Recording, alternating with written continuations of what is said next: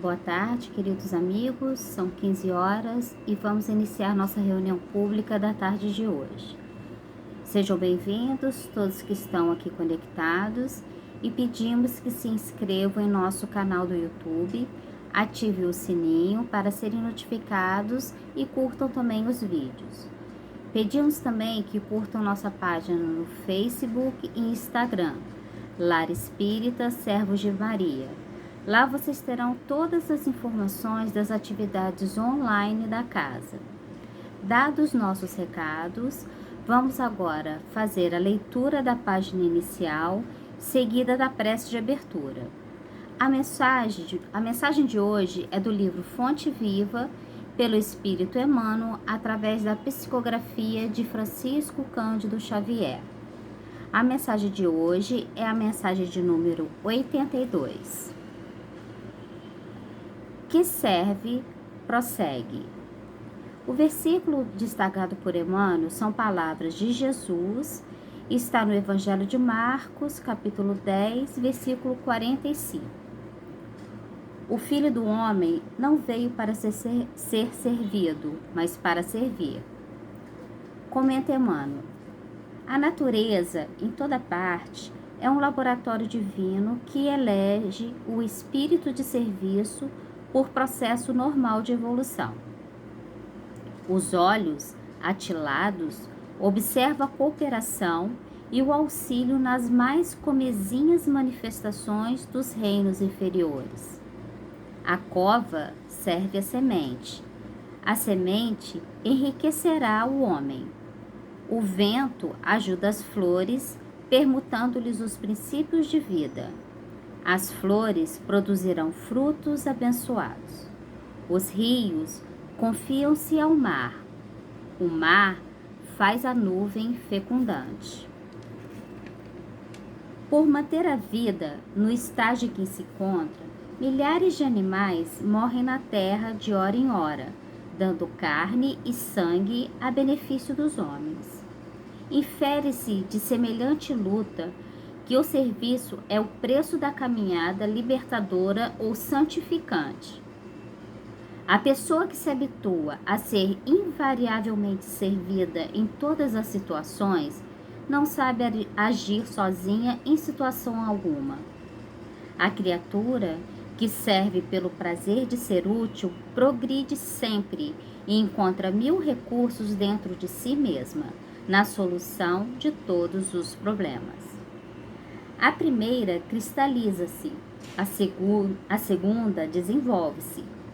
Quem reclama excessivamente dos outros, por não estimar a movimentação própria na satisfação de necessidades comuns, acaba por escravizar-se aos servidores, estragando o dia quando não encontra alguém que lhe ponha à mesa. Quem aprende a servir, contudo, sabe reduzir todos os embaraços da senda, descobrindo trilhos novos. Aprendiz do Evangelho que não improvisa a alegria de auxiliar os semelhantes, permanece muito longe do verdadeiro discipulado, porquanto companheiro fiel da Boa Nova. Está informado de que Jesus veio para servir e desvela-se a benefício de todos até o fim da luta. Se há mais alegria em dar que em receber, há mais felicidade em servir que em ser servido. Quem serve, prossegue. Vamos orar? Deus, de infinita bondade, Jesus, nosso Mestre, exemplo para as nossas vidas, Maria, nossa Mãe querida, agradecemos, Senhor, por mais esse momento. Agradecemos pela bênção dessa reencarnação, por todas as oportunidades e também, Senhor, por todas as dificuldades. Pedimos por todos os nossos irmãos de humanidade, encarnados e desencarnados, e em especial, Pai, por aqueles que nesse momento se encontram em sofrimento.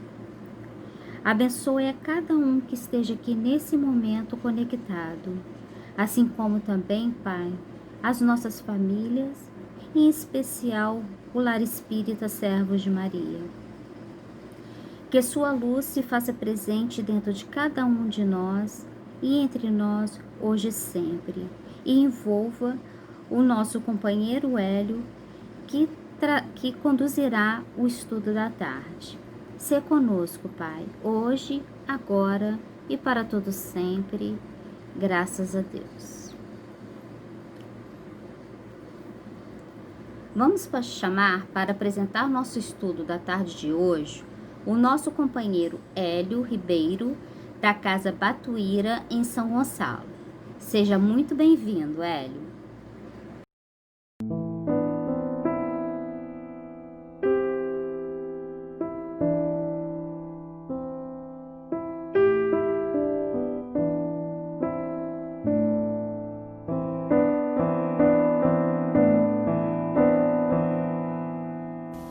Meus queridos irmãos, minhas queridas irmãs, muita paz a todos. Nesses dias tumultuados que vivemos, nada que nos acontece é por acaso. Tudo tem uma razão de ser. A doutrina espírita nos ensina, através da lei natural da causa e efeito, da ação e reação, que nós estamos imersos em ondas mentais. Ondas mentais que recebemos e que emitimos a toda hora, a todo momento. Essas ondas dependem de nós, como emissores, da qualidade delas. E depende de nós, da nossa autorização, recebermos ou não, dar guarida ou não a ondas de quilate negativo. Então, como emissores e receptores de ondas, nós a toda hora recebemos sugestões mentais, ordens mentais, provindas tanto de amigos espirituais como de cobradores espirituais. Nesse momento, então, de pandemia e de isolamento social, existem relatos que nos vêm pela internet de companheiros que se queixam do assédio espiritual inferior, com pesadelos, com pensamentos ruins, ligados a cobranças. Os cobradores estão estão tinindo, emitindo notas promissórias a toda hora, a todo momento, numa cobrança, aproveitando o momento em que nós estamos parados em casa ou simbolicamente, sem fazer nada, porque a grande maioria de nós tem com muita ocupação em seus respectivos lares, ou aqueles que precisam e devem ainda trabalhar por questões diversas de ordem profissional, tem também relatados o sono complicado, uma dificuldade em conciliar o sono, ou até medo de dormir face a pesadelos recorrentes. A doutrina espírita nos ensina que a obsessão é um fato. A obsessão é uma cobrança de alguém que nós devemos em vidas passadas e que nos cobra o mal que nós fizemos a ela ou a pessoas que são caras a ela e outras existências, e que ficam no processo de cobrança, insistindo mentalmente, muitas vezes nos sugerindo pensamentos de derrotismo, de pânico, de medo, e muitos de nós ignoramos e não vigiamos como devemos, entramos nessas faixas mentais negativas, dando guarida a esse tipo de pensamento, esse quilate de pensamento, e somos consumidos por essas ondas que vão trazendo para nós uma tristeza sem fim. E eis é o primeiro passo para que sugestões mais graves venham. E os espíritos cobradores, infelizes, que querem ter a única alegria deles, que seria a nossa infelicidade, e sabendo, tendo eles a certeza, como desencarnados, de que aqueles que aportam no mundo espiritual pelo suicídio sofrem tremendamente, e para eles a alegria deles é ver o nosso sofrimento, eles ficam a nos cercar. Primeiro com o pensamento de tristeza, de derrotismo, de que essa pandemia não vai ter um fim, de que o vírus vai contagiá-lo e de que com ele vai ser diferente, a morte será súbita e de que não haverá nenhum tipo de remédio. E daí o próximo passo, depois que o estágio mental nosso é do pânico, é do medo, começa a sugestão para o suicídio.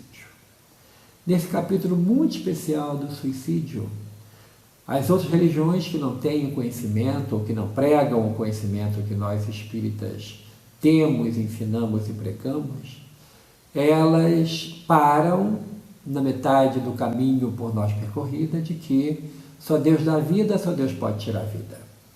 Quando, na verdade, aqueles que conhecem o que nós conhecemos, nós sabemos das consequências terríveis da desencarnação pelo suicídio.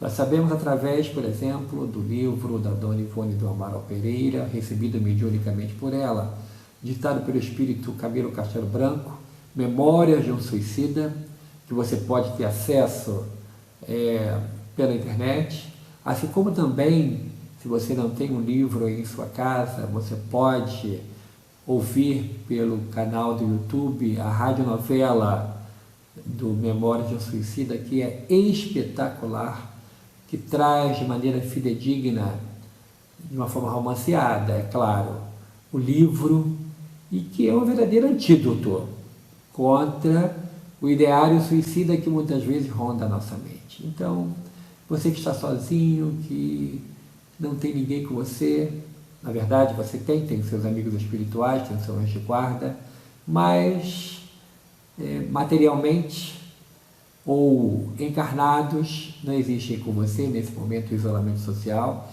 e esse tipo de pensamento lhe visita. O que fazer?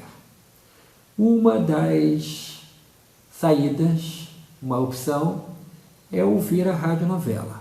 A radionovela do livro Memória de um Suicida, da Dona Ivone do Amaral Pereira, editada pelo espírito Camilo Castelo Branco, se não ganhou, deveria ganhar um prêmio pela produção, pelo modo como os efeitos sonoros, efeitos especiais foram feitos.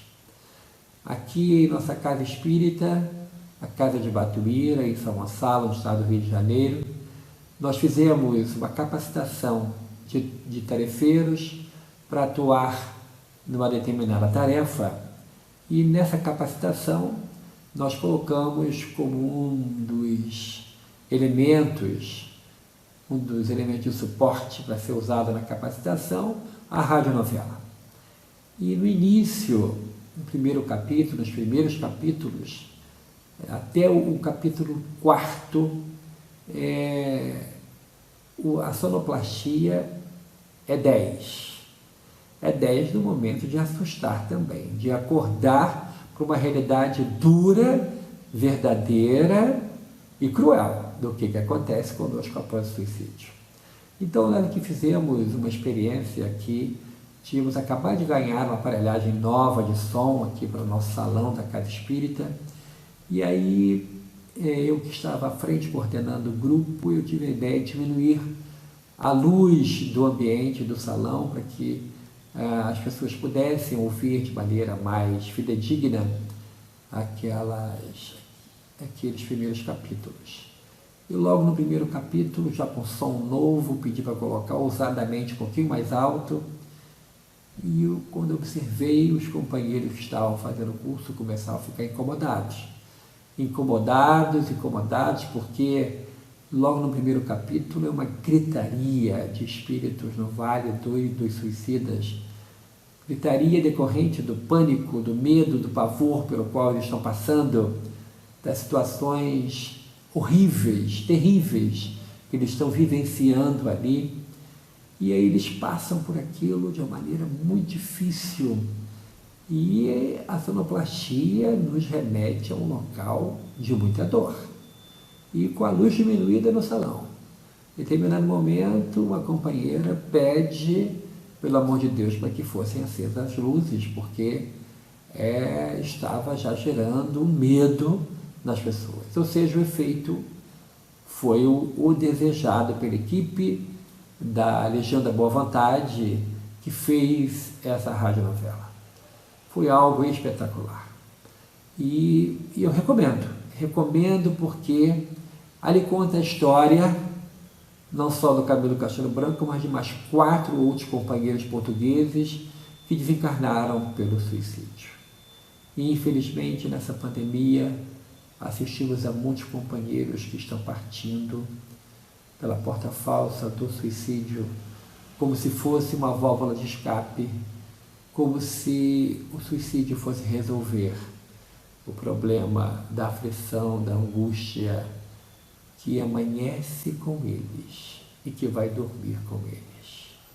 Um dia inteiro de angústia, muitas vezes proporcionado por uma mídia infeliz que prefere falar sobre morte, sobre mortos, sobre velórios, sobre enterros, do que ressaltar o avanço da ciência, ressaltar e trazer depoimento de pessoas curadas. E isso faz com que muitos que ainda têm medo de morrer entrem numa situação mental muito negativa, de pânico, e alguns companheiros desavisados, porque nós não oramos e vigiamos como devemos, entramos na faixa mental dos cobradores espirituais. E alguns desses cobradores querem sim que partamos pela porta falsa do suicídio para ter o prazer de nos ver sofrer. E aí as pessoas que estão passando por esse momento, ao ouvirem essa radionovela, começam a despertar. Começam a perceber, mesmo que fosse por hipótese, começam a descobrir que existe uma grande chance de ser tudo verdade aquilo que é narrado na radionovela. Aquilo que a gente lê no livro Memórias de um Suicida. E que nos fala com detalhes do sofrimento pelo qual passa aqueles que optam por deixar a vida através do suicídio. Momentos de dor, momentos de total desespero, em que as pessoas que estão ali envolvidas nessa falsa saída, nessa falsa solução, pensando que vão acabar com tudo, acordam vivas. Acordam vivas e, de acordo com o relato contido nesse maravilhoso livro Memória de um Suicida, eles dizem do sofrimento sem fim, de um sofrimento cruel, pelo qual passam os companheiros que estão lá no Vale dos Suicidas, que é uma região no mundo espiritual inferior para onde vão as pessoas que cometem o suicídio. Pessoas que, como Judas Iscariotes, que cometeu o suicídio e que foi para esse vale, e de lá ele saiu com a proposta de pagar o erro de ter traído, segundo nos narra e nos ensina Humberto de Campos. Judas Iscariotes quitou a sua dívida mental da sua própria consciência, envergando um corpo feminino e capitaneando uma grande batalha, trazendo a França de volta para os franceses e morrendo na fogueira na cidade de Rouen, na França. Mas aqueles companheiros que, incentivados por espíritos cobradores, como está lá no conto Leonel e os Judeus, no livro Dramas da Obsessão, ditado pelo espírito Dr. Bezerra de Menezes, a médium e Fone do Amaral Pereira, alguns companheiros são incentivados ao suicídio não pelos seus próprios pensamentos, mas auxiliados por aqueles que são cobradores, mas que não participam do ato em si. Na hora do ato se afastam, para que toda a responsabilidade do suicídio recaia sobre a criatura que o cometeu.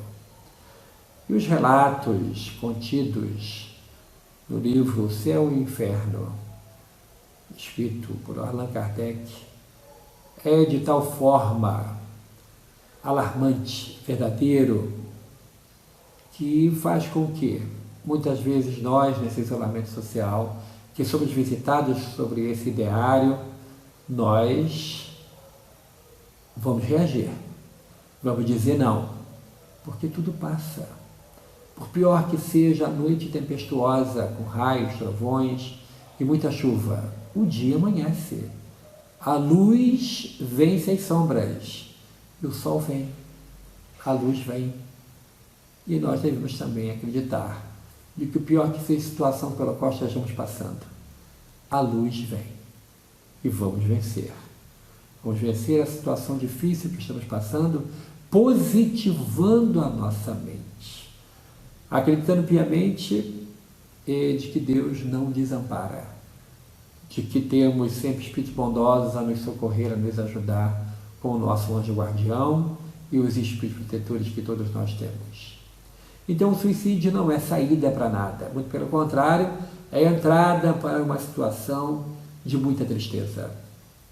E nos países ditos mais desenvolvidos, aonde muitas vezes a pessoa é assaltada pelo pensamento de que vale a minha vida, qual é a minha razão de viver, e motivado por uma perda de um ente querido ou motivado por um insucesso econômico, um insucesso amoroso, a criatura pensa em vingar-se do outro matando.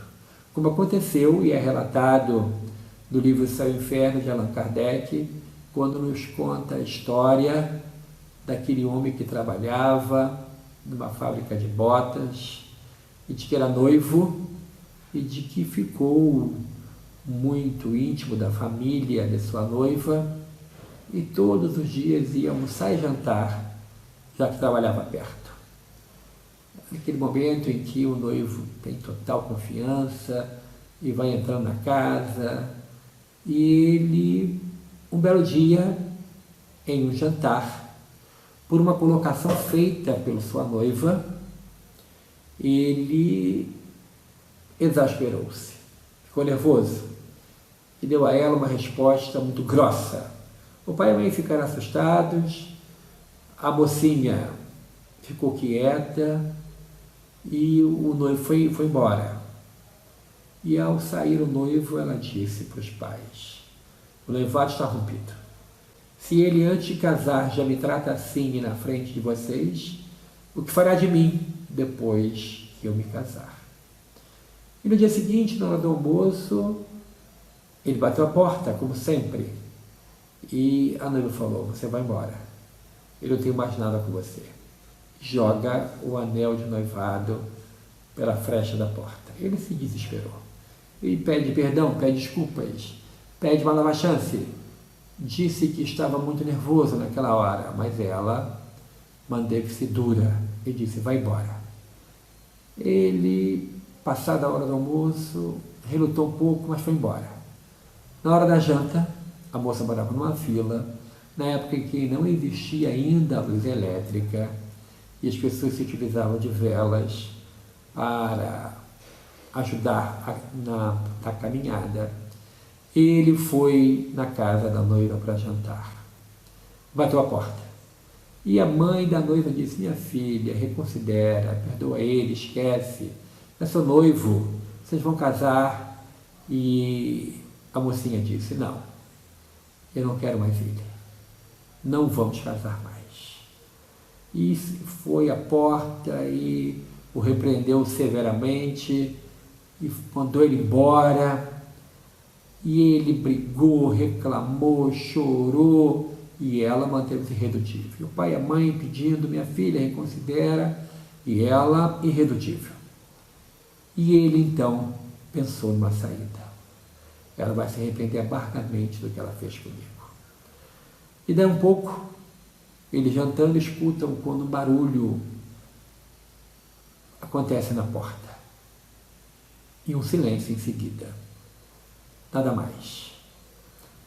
Passado alguns minutos, um dos moradores da casa seguinte, a dela, vindo com uma vela à mão, que já era noite, grita ao passar em frente à porta dela, e pede socorro.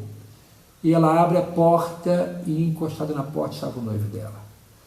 Havia se matado com um punhal. E ele, evocado por Allan Kardec numa das reuniões mediúnicas coordenadas pelo codificador, Allan Kardec ficou sabendo do suicídio dele através dos jornais e, passado algum tempo, o convoca para que ele desse o seu depoimento. Com a autoridade moral de Allan Kardec, que foi possível com que ele fizesse, com objetivo único de estudo, esse tipo de convite de evocação, o espírito, auxiliado pelos espíritos superiores, inclusive o espírito São Luís, rei de França, o auxilia e traz ele ao ambiente da reunião mediúnica, e aquele jovem suicida disse: saí da agonia para cair no desespero. Estou totalmente desesperado, porque a morte não existe. Encontrei-me vivo, total e completamente vivo. E traz seu relato de tristeza, de arrependimento pelo ato praticado. Então, a você, meu irmão, minha irmã, que muitas vezes pode vir a ser, ou já está sendo visitado por pensamentos de tristeza profunda, de quadros de depressão, e começando já a captar ondas mentais que lhe sugerem um suicídio, lembra do seu bom anjo. Todos nós temos um anjo de guarda. Chame-o pelo nome que você quiser, ele virá. Lembre-se de que os bons espíritos nunca nos abandonam. Ele virá, lhe atenderá, lhe socorrerá e trará para você a certeza de que tudo passa. E através, então, desse tipo de leitura que serve como um antídoto, nós iremos superar essa fase. Nós iremos lembrar de que só Deus dá vida, só Deus pode tirar a vida, e de que as consequências do suicídio são inenarráveis. Porque o próprio Camilo Castelo Branco conta nesse livro de mais de 500 páginas que, por melhor que seja a língua portuguesa, por mais fiel aos sentimentos, não é possível traduzir por escrito o desespero pelo qual os suicidas acordam e passam por um período grandioso no mundo espiritual inferior, naquele local determinado como Vale 2 dos suicidas. Não é possível narrar a dor, o desespero, a tristeza. É algo cruel, inenarrável. Então, que possamos resistir, heróica e bravamente. E assim como o sol vem todo dia, vencendo as sombras da noite, a brandura da calmaria faz com que as ondas elevadas da tristeza cessem, os ventos de ruína cessem, e a certeza, como a aragem que vem a nós, nos beijando e nos dizendo: Deus é bom, a bondade de Deus é infinita e a misericórdia de Deus envolve a todos. Que possamos valorizar a vida e ter a certeza que a doutrina espírita nos traz de que nós vamos superar isso. Nós vamos conseguir passar e sairmos vitoriosos. Aproveitemos então esses dias de uma meditação forçada, de uma pausa forçada em nossa atividade, para valorizar mais a sua vida e cuidar de sua saúde mental. A leitura de livros espíritas, como o Evangelho segundo o Espiritismo, e aí temos no capítulo 6, um dos menores capítulos que tem, o Cristo Consolador, a certeza de que o Senhor Jesus nos diz: eu sou o médico das almas. Vinde a mim vós que sofreis e estáis sobrecarregados, e eu os aliviarei. Isso está no capítulo 6, o item 7, numa mensagem assinada pelo Espírito de Verdade.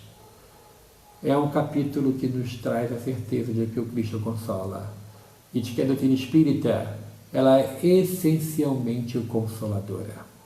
Então, irmãos queridos, irmãs amadas, a porta do suicídio nunca deve ser experimentada. Balancemos a nossa cabeça, evitando esses pensamentos, e se eles insistirem, vamos ouvir, através do nosso celular, o Evangelho segundo o Espiritismo falado, e coloca no capítulo 6, de maneira muito especial, e você vai ouvir também ali o depoimento dos espíritos superiores dizendo de que o Cristo consola, de que o Senhor Jesus é o grande médico que cuida de todos nós. Para finalizar, lembramos daqueles que passaram pela terra por provas tão difíceis. Superando-as, deixaram na terra um rastro de luz, como é o grande benfeitor dessa casa, a casa de Batuíra, o próprio Batuíra, que passou por situações tão difíceis no estado de São Paulo, perseguido por uma intolerância religiosa inconcebível nos dias de hoje, mais existente no finalzinho do século XIX, início do século XX. Ele que só fez o bem, ele que tinha o dom de curar através dos passes, ele que construiu diversas casas assistenciais, era perseguido de forma cruel por companheiras de outro credo, que não aceitavam a doutrina espírita, não aceitavam a liberdade religiosa, não aceitavam o espiritismo como manifestação de fé, e o perseguiam implacavelmente. E ele respondia com obras. Respondia, e muitas vezes assinando o editorial do jornal Verdade e Luz, que ele mesmo organizava e que chegou a impressionante tiragem de 5.000 exemplares em um período onde os jornais de grande circulação da cidade de São Paulo não ultrapassavam 2.000 exemplares. O jornal Verdade e Luz, ele assinava o editorial com a palavra ninguém. Ele era ninguém. Ou seja, revestia-se da couraça da caridade, combatia o bom combate e guardava fé. Tinha a certeza de que os bons espíritos o orientavam.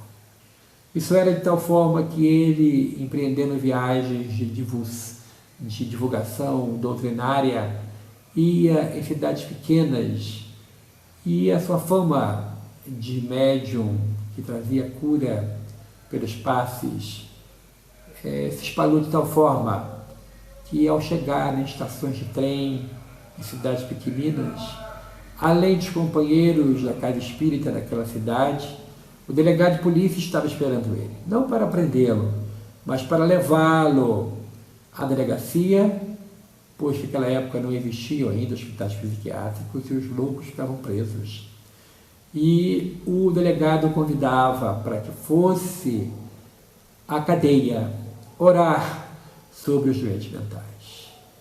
E ele, sabendo que a doença mental era produzida por uma influência espiritual, por um processo obsessivo, como nos ensina de forma magistral o querido benfeitor Dr. Bezerra de Menezes, no livro que ele escreveu ainda encarnado, A Loucura sob o Novo Prisma, ali traz de forma especial o querido Batuíra, o exemplo de que a fé espírita resolve casos complicados.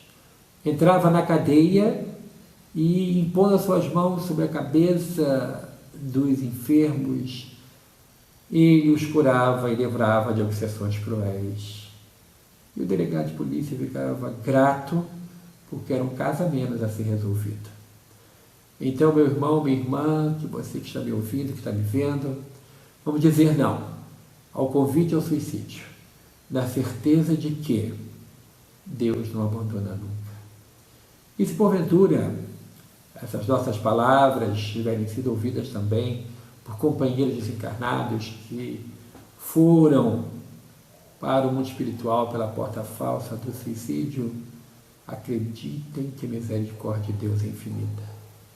E assim como chegou o momento do socorro para Camilo Castelo Branco e seus 4 amigos portugueses, que depois de pagarem pelo erro praticado e terem ficado alguns anos sofrendo no Vale dos Suicidas, o socorro chegou e foram para o refazimento, para o planejamento do futuro. Foram para a Colônia Maria de Nazaré. Então, ao contrário de outras concepções religiosas, a doutrina espírita explica que depois de carpido pelo erro praticado, o socorro vem e nós seremos socorridos. E aqueles que partiram pela porta falsa do suicídio, a eles será dada uma nova oportunidade reencarnatória para reparar pelo erro praticado. Saúde e paz para todos, que possamos vencer a nós mesmos, continuarmos firmes, porque Deus não dá fardo mais pesado que aquele que a gente possa carregar. Muita paz a todos, o nosso abraço querido.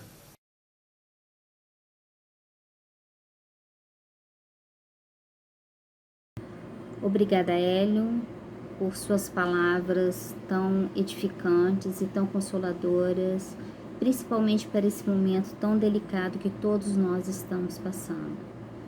Então vamos agora, meus irmãos, fechar os nossos olhos e elevar nossos pensamentos, agradecendo a Deus por mais essa oportunidade de estarmos aqui aprendendo um pouco mais a respeito dessa doutrina que tanto nos orienta e tanto nos consola. Que lembremos, Pai, sempre do recurso da prece, que eleva nossos pensamentos ao alto, nos trazendo paz e equilíbrio, levando-nos à saúde física, mental e espiritual.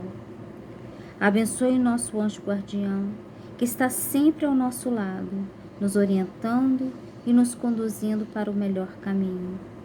Que tenhamos uma semana abençoada e ser conosco, Pai, hoje, agora e para todo sempre.